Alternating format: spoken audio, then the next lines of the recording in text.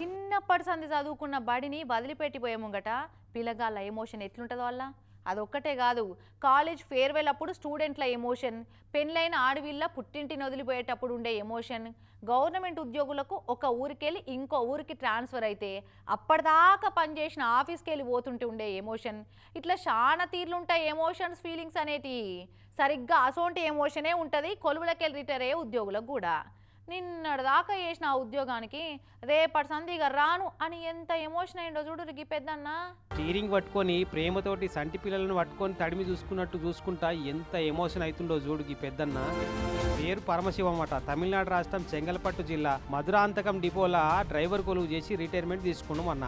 తోటి ఉద్యోగులు పై అధికారులంతా ఈ పరమశివం అన్నకు సన్మానం చేసి దండలేసి శాల్వలు కప్పి అల్విద చెప్పినాక ఇక బయటకు వచ్చి రోజు నడిపిన బస్సు ఎక్కిండు. రోజు కూర్చునే డ్రైవర్ సీట్లో కూర్చొని స్టీరింగ్ పట్టుకొని గేర్ రాడ్ను పట్టుకొని తడుముకుంటా చూసుకుంటా ఎక్కెక్కి ఏడిచిండు.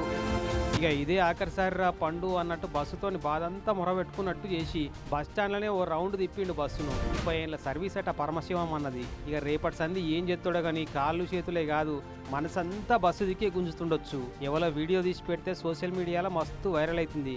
కానీ కన్నబిడ్డను అత్తగారింటికి పంపేటప్పుడు ఏడుచుకుంటే ఎమోషన్ అయినట్టే అయిండు పరమశివం అయితే.